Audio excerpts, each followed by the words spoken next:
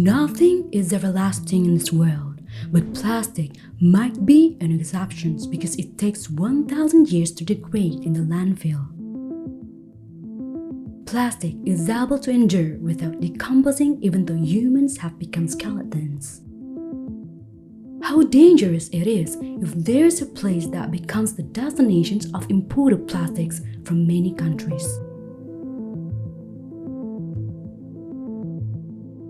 Imported plastic waste is accumulated on unoccupied land in the global south. The difficulties associated with plastic waste in countries located in the global north are partially alleviated by sending the waste to countries located in the global south. Their export destinations include China and Indonesia. However, in 2018, the Chinese government officially stopped importing garbage as an effort to reduce environmental pollution.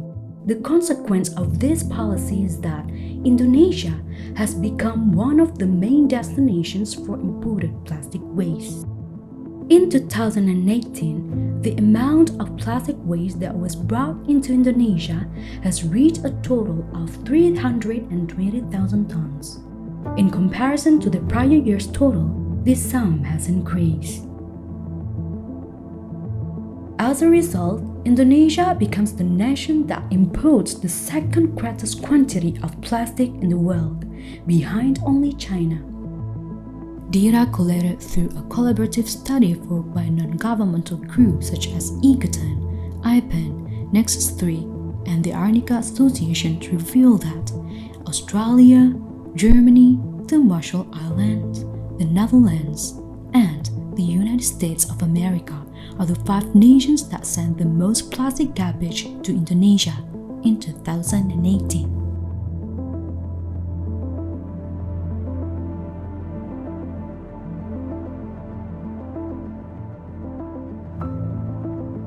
The book Pollution is Colonialism, written by Max Lieberman, 2021, offers an understanding of the relationship between colonialism and pollution. Lieberman explores the connections between environmental pollution and colonialism, and highlights that pollution is not merely a technical or scientific issue, but also a political and social one that is linked to dominance and power structures.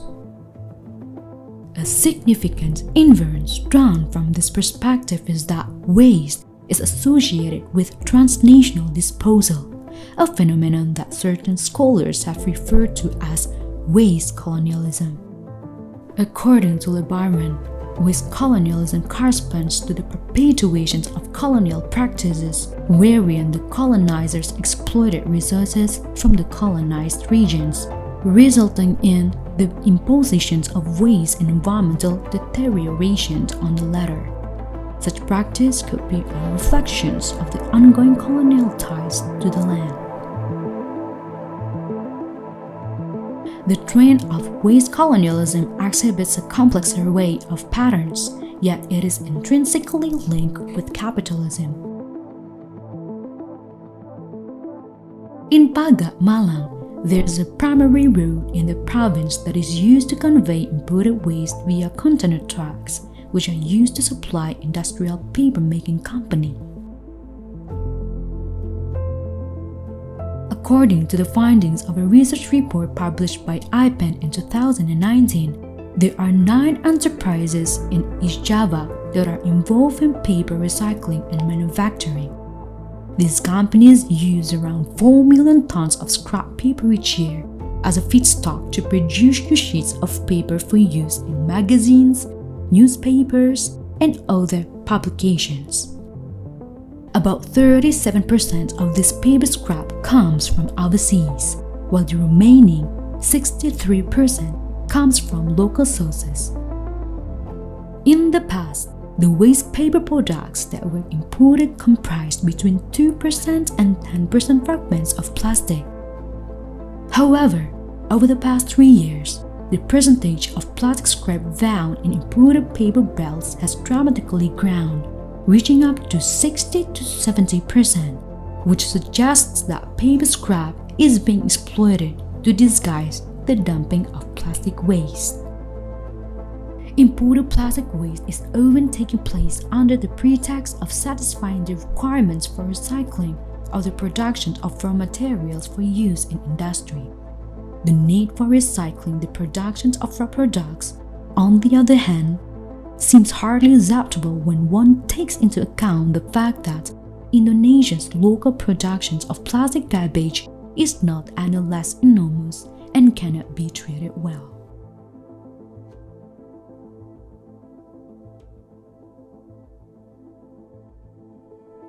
The inadequate recycling capacity in developed nations could be responsible for the accumulation of non-recyclable plastic waste.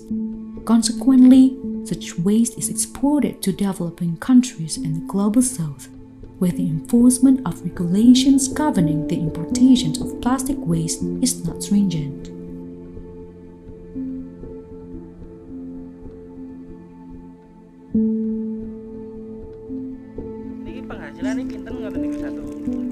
Sangangatus per kilone. Jenengan critakaken sih ngeten iki ya napa carane milih ini? Nggih niki, ngeten niki.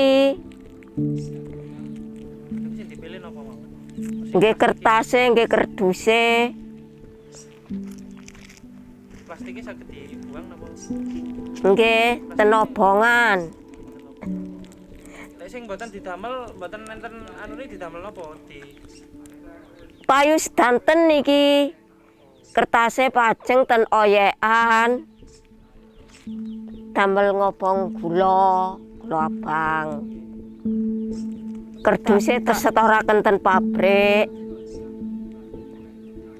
Niku ngoten iki setiap bulane angsal pinten?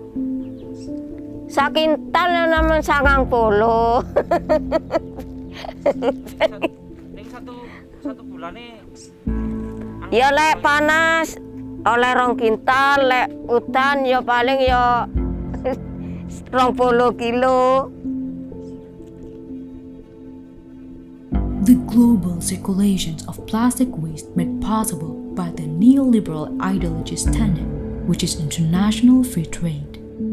The flourishing of international trade in garbage, especially plastic waste, has been made possible as a result of the globalization of the economy that has occurred under the influence of neoliberalism. The other way in which neoliberalism has contributed to the importation of waste made of plastic is through the practice of outsourcing waste management to developing countries. These countries often have lower labor costs and less stringent environmental restrictions. It is common practice to defend the practice of exporting waste by arguing that doing so constitutes a type of recycling and that doing so helps to create jobs in developing countries. However, prior to the arrival of imported waste, the majority of the local populace was employed in agricultural fields and in factory labor. Instead of creating jobs, imported waste is swept from agricultural sectors to garbage sorters. The shift in perspective has been critical in increasing people's knowledge of the worth of imported waste products, which were formerly seen as nothing more than waste. Local people became aware of the significant value and potential of recyclable materials, especially paper waste.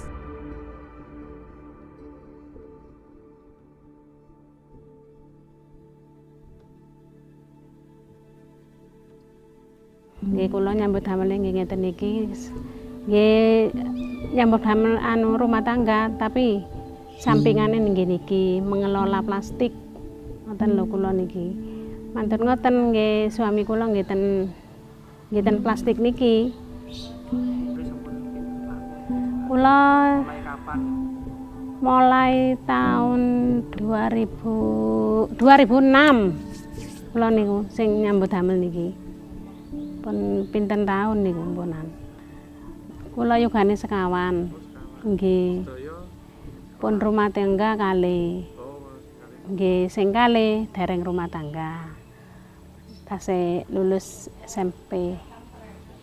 Kula niki nggih gadah keluhan darah tinggi, nggih lambung ngoten. Nggih sakit lek sakite, mungkin mantun lek pun sehat nggih nyambut damel malih kula. Nggih pancene niki tok kula sing damel harapan tiap harine lah, ngoten lho. Masih rakyat kula nggih ngoten. Tiap harine nggih niki mboten enten malih. Nggih, mboten enten malih niku, mboten enten pendamalan lintu. Ya namung niki sampah plastik niki namungan. Nggih, lek panas nggih enten keuntungane. Lek hari-hari hujan nggak ada. Kula niki nggih mboten nate angsal bantuan, nggih mboten enten napa-napa kula niki lho saestu. Regine pinten? 2.500. Oh, pernah 2.500. Nggih. Per kilone. Per kilone 2.500. Kalau sekarang ya 900, ya 1.000. Enggak sama. Apart from the financial benefits, there exist flexibility factors that serve as a driving force for waste segregators to work in this environment. The flexibility concept is in accordance with the entrepreneurship framework that has been widely advocated by the Indonesian government and various stakeholder entities on both domestic and global levels. The concept of flexibility within the framework of entrepreneurship is increasingly serving as a motivating factor for people engaged in the sorting of imported waste. Flexibility is extremely important for the women who make up the majority of garbage sorters. The individuals engaged in the sorting of imported waste possess the ability to balance their familial responsibilities with their work commitments due to the flexible nature of their working hours.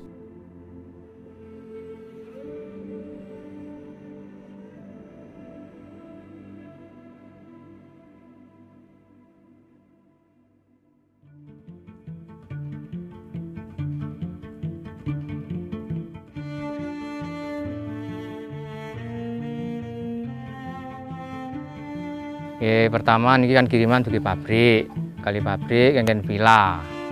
Dipendet nggih enten rosokane, besi, patung. Terus kardus niku mungkin balik malih ten pabrik. Hargane jual beli ini sakniki 7.000. 1 kilo 1.000. Kan wonten macam-macam Nggih. Boten masalah kardusnya ten pabrik, terus plastiknya ten jobong gamping niku. Ten jobong gamping.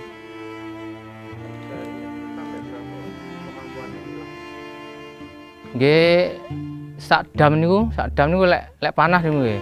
Paling 5 hari 7 hari pun mantun. Berarti lek asli dugi pabrik kiriman niku kadang 4 ton. Nggih, pun di villa-villa kita terus kedik 4 ton jadi 1 ton lah sisa plastik. The plastic importations of waste plastic into Indonesia has led to the considerable increases in the environmental and health concerns from low-quality plastics and those which cannot be recycled. As a result, plastics are disposed of in landfills, or even more disastrously, in the ocean. The presence of plastic waste can have a substantial impact on the environment of both the water and the soil. there exists a potential impact of accumulated plastic waste on the quality of groundwater.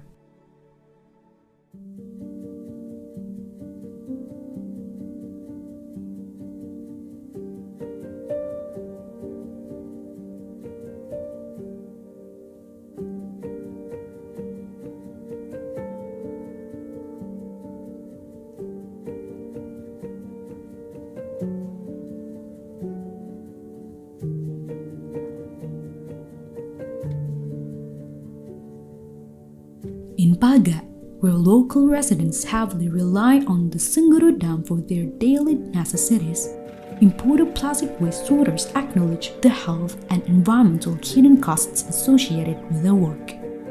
However, their experience as collectors of imported plastic garbage is perceived to be positive and profitable. These conditions could be considered as a consequence of how plastics are understood and addressed in society. The economic model in Indonesia, which follows a neoliberal approach emphasizing economic growth over social justice, has resulted in a situation where the reduction of plastic usage is evaluated primarily in technical terms of economic benefits, rather than taking into account the local environmental and health risks associated with plastic. Despite the importance of economic vectors, imported plastic waste intersected with the colonial mentality. Within the community that deals with imported waste, there is a feeling of optimism and hope because of the chance that foreign money such as the Australian dollar, US dollar, pound sterling, or euro could be found in the waste, even though the fact that they only discovered $1 Australian in 5 years of labor. The aforementioned phenomenon can be attributed to the inlander mentality, which is a result of colonial legacies. In this point of view, foreign currencies and luxury brands are accorded a higher level of prestige. The application of Dutch scientific paradigms to indigenous people is one of the ways that colonial legacies have impacted these understandings. This phenomenon took place during the period of Dutch colonial rule. Dutch colonial authorities fostered a separation of social stratifications based on race. This perspective placed greater emphasis on the sense of belonging and interests of Europeans in comparison to other groups. It is feasible to explain the superiority of imported plastic waste in Baga. Furthermore, Western science also promoted a vision of nature that was based on a binary dichotomy between nature and culture. It advanced people to see nature as a resource that should be exploited for economic benefit while disregarding the cultural and spiritual importance of local ecosystems. Imported plastic waste in Indonesia can be interpreted as a manifestation of both ongoing historical processes of colonization and colonial legacies at the same time.